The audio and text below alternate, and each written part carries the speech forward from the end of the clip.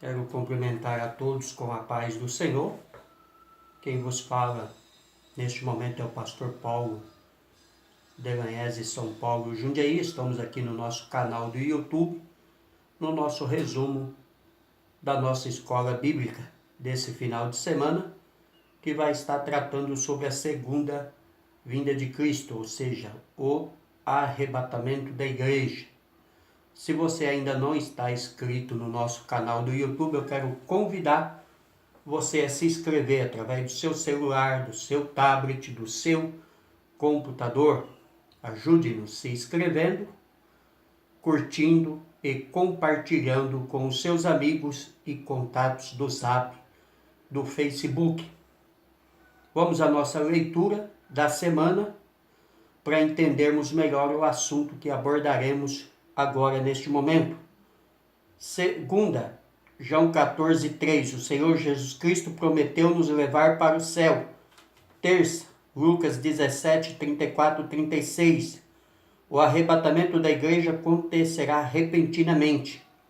Quarta, Judas 14, a vinda de Jesus em glória. Quinta, Mateus 24:21, após o arrebatamento da igreja seguirá a grande tribulação. Sexta, 2 Coríntios 5:10, o tribunal de Cristo. Sábado, Apocalipse 22:20, Jesus em breve virá. E de domingo, dentro do nosso textuário, Mateus 24:27, porque assim como o relâmpago sai do Oriente e se mostra até o Ocidente, assim também será a vinda do Filho do Homem. Então estão aqui os versículos que nos dá a base da nossa matéria deste final de semana. Verdade prática. Segunda vinda de Cristo será em duas fases distintas. Primeira, invisível ao mundo para arrebatar a sua igreja. A segunda, visível e corpórea, com a sua igreja glorificada.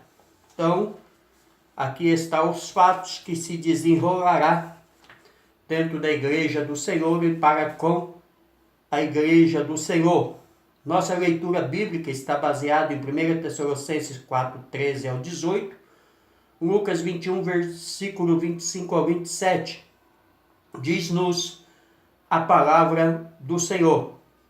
Não quero, porém, irmãos, que sejais ignorantes acerca do que já dorme, para que não vos entristeceis como os demais que não têm esperança.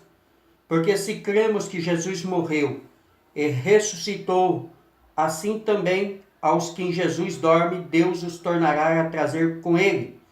Dizemos-vos, pois, isto pela palavra do Senhor, que a nós, o que ficarmos vivos para a gloriosa vinda do Senhor, não procederemos o que dorme. Porque o mesmo Senhor descerá do céu com alarido e com voz de arcanjo e com a trombeta de Deus, e os que morrerem em Cristo ressuscitarão primeiro. Depois nós, o que ficarmos vivos, seremos arrebatados juntamente com ele nas nuvens, a encontrar o Senhor nos ares, e assim estaremos sempre com o Senhor. Portanto, consolai-vos uns aos outros com estas palavras. Lucas 21, 25 ao 27.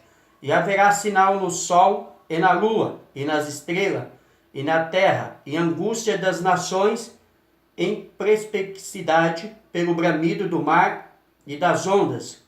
Homens desmaiando de terror, na expectação das coisas que sobrevirão ao mundo, porquanto os poderes do céu serão abalados. Então verão vir o Filho do Homem numa nuvem com poder e grande glória. Então aqui está o parâmetro da nossa matéria de hoje, que é a vinda do Senhor Jesus com poder e grande glória. A vinda do Senhor é uma promessa feita pelo próprio Senhor Jesus. É uma promessa de esperança para todos os que crêem. Por isso a palavra de Deus nos exorta a viver como se Cristo voltasse a qualquer momento. A iminência da volta do Senhor traz ao crente uma característica de vivermos uma vida mais santa, de maior seriedade, com a evangelização dos não crentes e desejo de estar mais perto do Senhor. Ou seja, o que o comentarista, o professor nos orienta aqui que a vinda do Senhor é um parâmetro para mim e para você que somos a noiva de Cristo, a igreja, a vivermos uma vida santificada, uma vida mais próxima do Senhor, porque aguardamos esse grande dia. A introdução, a Bíblia mostra a segunda vinda de Cristo em duas fases. A primeira é o arrebatamento da igreja e a segunda é a sua vinda em glória. Entre esses dois eventos haverá na terra a grande tribulação, o julgamento divino sobre todos os moradores do mundo, e no céu o tribunal de Cristo, seguido das bodas do Cordeiro. O nosso enfoque aqui é a fundamentação bíblica desses eventos, mas o tema escatológico não se esgota com o que trataremos, e a sua continuação se dará ainda na nossa próxima lição da semana que vem, que você estará nos acompanhando aí no nosso canal do YouTube. Eu quero abrir um parênteses aqui, onde o comentarista, pastor Ezequias Soares, fala-nos da grande tribulação. Qual o ponto que eu quero destacar? Existem algumas argumentações teológicas, a qual diz que a grande tribulação já aconteceu. Outras dizem que esta era presente, que vivemos é a grande tribulação. Mas quando analisamos a Bíblia, a palavra de Deus, a qual acabamos de ler vários versículos, nós temos como prova e garantia que a tribulação não aconteceu, porque a tribulação ela acontecerá só após o arrebatamento da igreja. E a igreja é eu e você. Nós somos a igreja, nós somos a noiva. E a Bíblia diz que o que retém a paliação do iníquo é o Espírito Santo, ou seja, o Consolador da igreja. Então só quando a igreja sair daqui, porque a igreja sai mediante o Espírito Santo a levar ao Senhor Jesus, é que a grande tribulação acontecerá. Essa é a minha crença, é o meu firmamento e a minha convicção de fé. Pastor Paulo Delaese acredita exatamente como a Bíblia fala, né? Exatamente como a Bíblia nos orienta. Vamos à nossa matéria de hoje para não sermos longos. Os eventos do porvir, fonte de predição. Não há outra fonte de predições verdadeira, a não ser a Bíblia Sagrada, pelo meio da qual Deus nos diz tudo o que precisamos saber sobre os eventos do porvir. Ela é a única fonte confiável. Ou seja, abro um parente aqui novamente para dizer a você que a Bíblia, a palavra de Deus, é a única que tem a palavra final sobre todos os eventos acontecidos, que estão acontecendo e que acontecerá. Não importa se um profeta, se um fundador de uma religião, se uma profetisa, ou se mesmo um pastor, ou mesmo um anjo, como diz Paulo em Coríntios, vos anunciar um outro evangelho, lhe falar sobre algo diferente do que a Bíblia fala, não podemos acreditar. Temos que ficar com a palavra de Deus como única regra de fé e de tudo aquilo que vai acontecer. Amém? Deus abençoe. Voltando ao nosso enfoque da lição. Esses eventos são uma série de acontecimentos do epílogo da história humana, que envolve o arrebatamento da igreja, 1 Tessalonicenses 4, 16, 17, a vinda de Jesus em glória, Mateus 24, 20, Apocalipse 1, 7, o juízo de Deus sobre a terra no fim dos tempos, Mateus 24, 21, o futuro glorioso de Israel, Isaías 62, versículo 2 e 3, e o reino milenar de Cristo, Isaías 9, 7, 11 e 10. São os acontecimentos anunciados desde o princípio do mundo, desde Enoque, Judas 14, até o apóstolo João, o último dos apóstolos, no livro do Apocalipse. Então são eventos que a história já vem nos contando desde a fundação do mundo. O destino dos impérios da antiguidade. Agora veremos alguns fatos sobre algumas profecias, relatos que profetas, homens e mulheres de Deus, profetizaram, né, sobre alguns impérios que servem como de sinal para nós, a igreja do Senhor, que aguardamos o arrebatamento da igreja. As profecias sobre os impérios antigos, como a queda de Babilônia, para nunca mais se reerguer no cenário mundial, Isaías 13, 19 e 20, e a ascensão e queda dos impérios Medo, Persa, Grego e Romano, nos capítulos 7 e 8 de Daniel, entre outros profetas, se cumpriram e a própria história confirma esses fatos.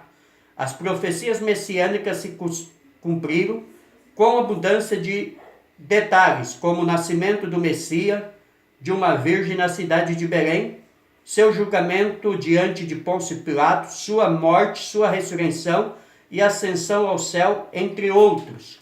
Então, aqui estamos falando nos fatos e profecias que a palavra de Deus nos mostra como cumprimento de tudo aquilo que Deus falou através dos seus santos profetas sobre a diaspora judaica.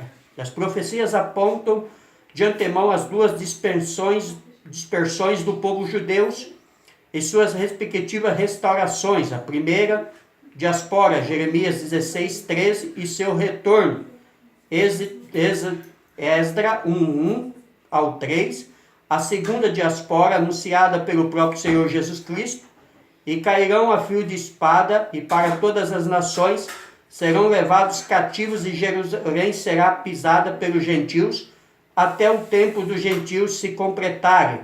Lucas 21, 14, prova-nos tudo sobre esses fatos que estamos aqui narrando, com seu respectivo retorno depois de mais de 18 séculos, a terra de seu antepassado, tal como for anunciado pelos profetas do Antigo Testamento, como Jeremias 31, 17, Ezequiel 11, 17, 36, 24, 37, 21, Amós 9, 14 e 16 e Zacarias 8, 7, 8.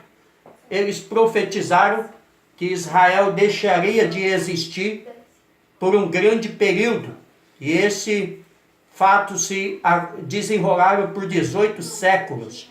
Somente no ano de 1948, com um voto de um brasileiro chamado Jorge Aranha, votou a favor para que Israel se tornasse novamente uma nação.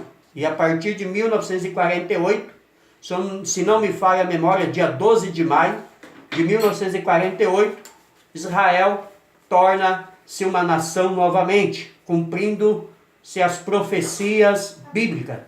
O subsídio teológico dá-nos mais alguns fatos sobre algumas profecias que se cumpriram dentro da palavra de Deus.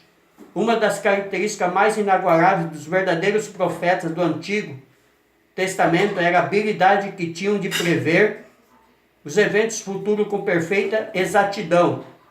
O próprio Deus previu o cativeiro de Israel no Egito e o seu subsequente livramento. Gênesis 15, 13 ao 18. Moisés previu a conquista bem-sucedida da terra prometida pelos israelitas sob o comando de Josué. Deuteronômio 31, 23. Samuel previu o fracasso da dinastia de Saul. 1 Samuel 15, 28. Natã previu as consequências do pecado de Davi e seus efeitos sobre a sua família. 2 Samuel 12, 7 ao 12. Elias previu a morte de Acabe e Jezabel. 1 Reis 21, 19 e 23. Isaías previu o livramento de Jerusalém da invasão assíria de Senaqueribe. 2 Reis 19, 34 e 37. Jeremias previu o cativeiro dos judeus por 70 anos na Babilônia. São previsões, onde Deus usou esses homens para falar a respeito de Israel, sobre tudo o que acontecia e aconteceria se eles continuassem desobedecendo ao Senhor, o nosso Deus.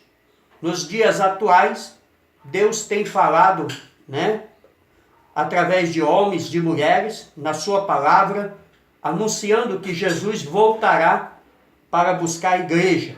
E aqueles que não acreditam, aqueles que não dão crédito, no dia da vinda do Senhor, lamentarão, como já vimos aí vários filmes, né? Vídeos onde mostra o povo em desespero, porque a grande tribulação acontecerá com a saída da igreja arrebatada aos céus pelo Senhor Jesus, pois esta é uma promessa feita a nós, que somos a noiva de Cristo, a igreja do Senhor. Segundo tópico, termos bíblico para a segunda vinda de Cristo. A vinda, a palavra paulesia, que se pronuncia paulícia, significa vinda, chegada, presença, volta, visitar, real e advento, chegada de um rei. No aspecto escatológico, este substantivo se refere tanto ao arrebatamento da igreja, 1 Tessalonicenses 4,15, como a vinda de Cristo em glória com a sua igreja, 2 Tessalonicenses 2,8. Outro termo é eu chamai, ir, e também vim, duas coisas opostas, sim, desde que se considere o movimento entre o ponto de partida e o ponto de chegada. Para quem está no ponto de partida é ida, mas para quem estiver no ponto de chegada é vinda. Esse verbo aparece em referência à vinda de Jesus, João 14,3, e também a sua vinda em glória, Atos capítulo 1, versículo 11, Judas, verso 14, e Apocalipse capítulo 1, versículo 7. Então está aqui o significado, né, da palavra Paulos, Vesia, né, e também da palavra eu chamai, que é palavras do grego, né, para identificar a vinda do Senhor Jesus. Manifestação, aparição. Substantivo grego aqui é epimaneia, que só aparece 6 vezes no Novo Testamento, com uso exclusivamente paulino, e todas as ocorrências dizem respeito à vinda de Jesus. Desde a encarnação do Verbo, 2 Timóteo 1,10, o apóstolo Paulo exorta os crentes para uma vida irrepreensível, até a aparição de nosso Senhor Jesus Cristo, 1 Timóteo 6,14, e o aparecimento da glória do grande Deus e nosso Senhor Jesus Cristo, título 2,13. O termo é também traduzido por vinda, em referência ao arrebatamento da igreja. 2 Timóteo 4,8, o apóstolo o emprega ainda para se referir à segunda vinda de Cristo em glória. Conjuro-te, pois, diante de Deus e do Senhor Jesus Cristo, que há de julgar os vivos e os mortos na sua vinda e no seu reino. 2 Timóteo 4,1. O conforme encontra-se na Almeida Revista e Atualizada pela sua manifestação e pelo seu reino. Então, ou seja, aqui está as provas mais do que verídicas que Jesus virá buscar a sua igreja, queira os religiosos ou não, queira ou não aqueles que acreditam ou não acreditam na vinda de Jesus. Isso é um fato, e é isto que nós, como igreja do Senhor, aguardamos, porque cremos na palavra de Deus. Nós não cremos em escrito de homens e mulheres que se acham ter recebido revelação de Deus, de anjo ou de visão, porque a Bíblia proíbe, né, qualquer coisa que saia fora da palavra de Deus.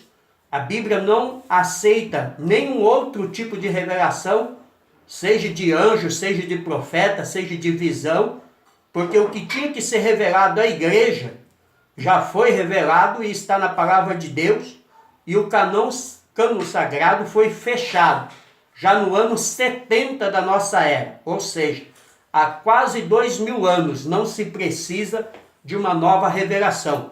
Qualquer homem ou qualquer mulher que tentar uma nova revelação, uma nova visão, ele estará enfadado ao erro e à mentira e o engano de Satanás. É o que a Bíblia nos diz. Parte 3 do tópico 2, revelação. O termo Apocalipse, ou apóstolo Pedro emprega essa palavra para se referir ao arrebatamento da igreja. 1 Pedro 1,7. Esse termo é traduzido ainda na manifestação também em referência ao arrebatamento da igreja. Da mesma maneira que nenhum dão vos falte, esperando a manifestação de nosso Senhor Jesus Cristo. 1 Coríntios 1,7. Ou, de acordo com a versão Almeida, revista e atualizada, aguardando-vos a revelação de nosso Senhor Jesus Cristo. E qual é a revelação de nosso Senhor Jesus Cristo? É exatamente a sua vinda para buscar a igreja. Os eventos da segunda vinda de Cristo, parte 3. O arrebatamento da igreja. É o rapto dos santos da terra, um acontecimento global e simultâneo em todo o planeta. A profecia contempla até os fusos horários, pois uns estarão dormindo à noite e outros trabalhando neste exato momento. Lucas 17, 34 e 36. Esse evento será inesperado, algo rápido, em fração de segundo e invisível aos olhos humanos. No momento, num abrir e fechar de olhos, ao ressoar da última trombeta. A trombeta soará, os mortos ressuscitarão incorruptível, e nós, que estamos vivos, seremos transformados. 1 Coríntios 15, versículo 32. Os mortos salvos, ou seja, aqueles que morreram em Cristo, aqueles que aceitou a Cristo, ou aqueles que dormiram em Cristo, ressuscitarão primeiro. 1 Tessalonicenses 4,16, parte B. Em seguida, nós, os crentes em Jesus, que estivermos vivos nessa ocasião, com o corpo corruptível já revestido da incorruptibilidade, quanto aquilo que é mortal estiver revestido da imortalidade. Como diz 1 Coríntios 15, 53, seremos arrebatados da terra para o encontro com o Senhor Jesus nas nuvens. 1 Tessalonicenses 4, 16, 17. Essa é a primeira fase da segunda vinda de Cristo, a esperança da igreja. Filipenses 3, 21. Realmente, este é o fato histórico que a igreja, que é a noiva de Cristo, almeja, que é encontrar com o Senhor, que é morar com o Senhor para todo sempre, deixar essa terra de pecado, de angústia, de mentira, de prostituição, de droga, de crime, essa terra que cheira mal às narinas do Senhor. Vamos a alguns detalhes antes de continuarmos na matéria, sobre algumas palavras que nos traz o sentido mais apropriado dentro do hebraico, dentro do grego, que é escato, né? Que é escatologia, últimas coisas, termo teológico que denota a culminação de todas as coisas segundo os decretos divinos, e escatologia, que é escato, últimas coisas, maiologia, discurso racional, estudo sistemático e lógico das doutrinas concernentes às últimas coisas, compreendida como um dos capítulos da dogmática cristã. A escatologia tem por objetivo os seguintes temas: estado intermediário, arrebatamento da igreja, grande tribulação, milênio, julgamento final e o estado perfeito eterno.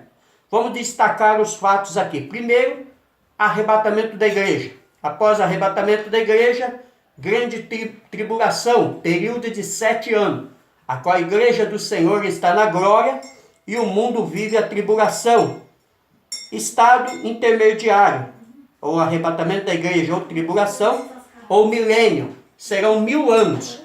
Após o Senhor voltar pela segunda vez, com a igreja gloriosa, eu e você estaremos junto com o Senhor matará todo o exército do anticristo com o sopro da sua boca.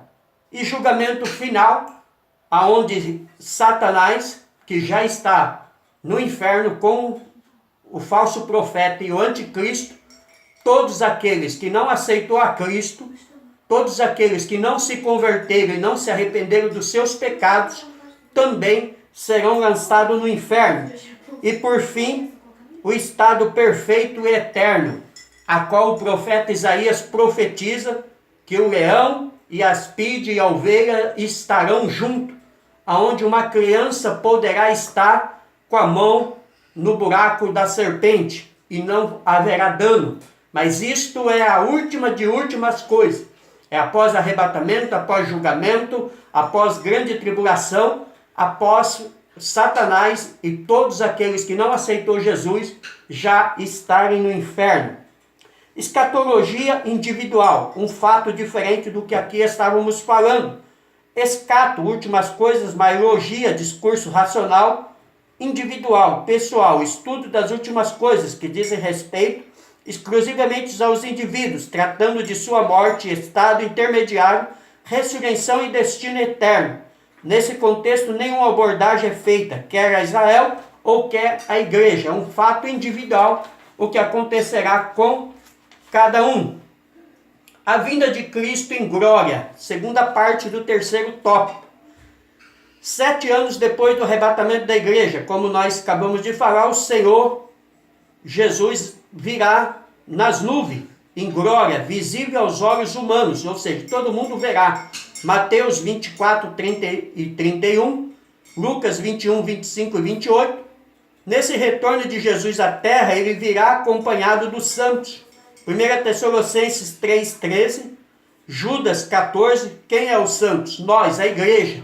Nós vem junto com o Senhor Jesus nessa segunda vinda para destruir todo o exército do anticristo, em cumprimento às promessas de Deus feitas por meio do anjo Gabriel. E o Senhor Deus lhe dará o trono de Davi, seu pai, e reinará eternamente na casa de Jacó, e o seu reino não terá fim. Lucas capítulo 1, versículo 32 ao 33. Destruir a besta e o falso profeta. 2 Tessalonicenses 2:8, Apocalipse 19, 19 e 20. E estabelecer o seu reino de justiça e paz na terra, o reino de Deus de 1000 anos. Isaías 2:4, Apocalipse 22 e 3, que é os fatos que narramos anteriormente a esta fala. Parte 3 do tópico 3, a grande tribulação. É o período de transição entre a dispensação da igreja, que é a graça, e o milênio. Um tempo de angústia e sofrimento sem precedente na história. Daniel capítulo 12, versículo 1 e Jeremias 2:2 e Mateus 24, 21, Marcos 13, 19 nos narra estes fatos, esses acontecimentos que acontecerá após o arrebatamento da igreja. Também conhecido como o Dia do Senhor. Jeremias 1:15, 2 Pedro 3:10. A igreja não passará por esse período, que é conhecido como a grande tribulação. Por que a igreja não passará? Porque a igreja ela já foi arrebatada. Quem vai sofrer a grande tribulação é aqueles que não aceitou a Cristo, é aqueles que se desviaram da igreja, é aqueles que ficaram brincando na igreja de ser cristão, de ser crente, mas as suas vidas não eram uma vida verdadeira. Então, aqueles que não têm um compromisso verdadeiro com Jesus é o que sofrerá diante da grande tribulação. A igreja não, a noiva de Cristo está comprada e remida, está com o Senhor na glória.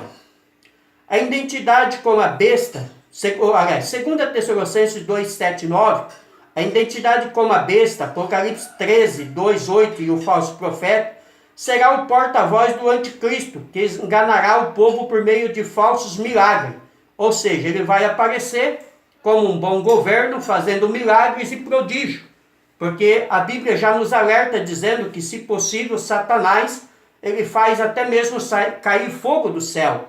Satanás, ele até mesmo se transfigura em um anjo de luz. E até por isso não podemos acreditar em alguns supostos profetas que dizem que teve revelação de um anjo, de Gabriel, Miguel, ou seja lá o que for, porque, como eu disse atrás, a única revelação é a palavra de Deus. Então, o falso profeta será o porta-voz do anticristo, que enganará o povo por meio de falsos milagres. Apocalipse 16, 13 e 14, o anticristo fará um concerto com a nação de Israel por 1 semana de anos, como está em Daniel 9, 27, mas na metade deste período o concerto será rompido, pois os judeus descobrirão que fizeram um acordo com o próprio diabo. Só a partir daí é que começa o período da angústia de Jacó, Jeremias 37. Todos esses horrores estão registrados a partir do capítulo 6 de Apocalipse.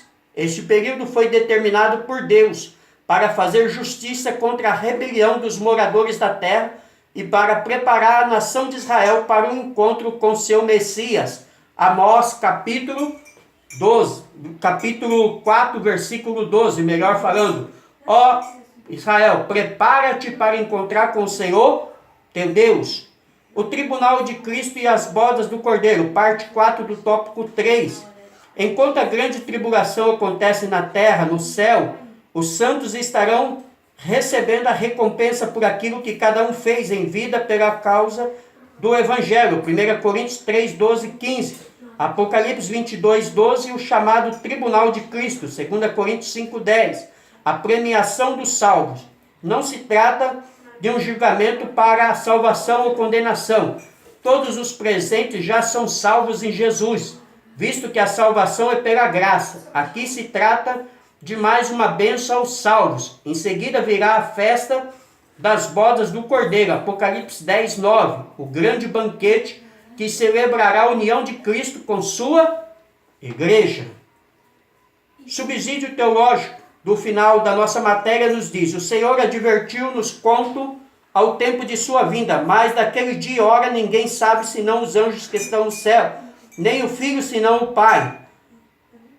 Olhai e vigiai e orai, porque não sabeis quando chegará o tempo. Ou seja, nem os anjos e nem ele sabia, só o Pai. Jesus também disse aos discípulos, momentos antes de subir ao céu, que não lhe pertencia saber os tempos ou as estações que o Pai estabeleceu pelo seu próprio poder. Atos 1, 7. A data do retorno de Cristo não é prerrogativa nossa. Contudo, algumas linhas mestras que devemos observar para que não sejamos surpreendidos. Em vista da necessidade de nos mantermos sempre alerta, podemos falar da bendita esperança como algo que fosse acontecer a qualquer momento. Não queremos dizer que o Senhor Jesus poderia ter retornado imediatamente após a sua ascensão. Todavia, atentamos para a parábola na qual Jesus pintou um homem nobre que partiu para uma terra remota, a fim de tomar para si um reino e voltar depois. E chamando 10 servos seus, deu-lhes 10 minas e disse-lhes: negocie até que eu venha. Lucas 19, 11, 27. Todo mundo sabe o que aconteceu. Esses homens foram negligentes e se acharam em falta quando o seu Senhor chegou. Vamos à conclusão? Essas amostras proféticas servem como garantias de que tudo que está escrito para o fim dos tempos irá de igual modo se cumprir. Jeremias 1,12. A nossa esperança não se baseia numa utopia, mas em fatos revelados na palavra de Deus e confirmados pela história. A escatologia bíblica é a continuação do processo histórico. Amém? Deus abençoe a todos. Pastor Paulo Deranhese, São Paulo, Jundiaí. Nosso momento do nosso canal do YouTube, aonde estamos aí falando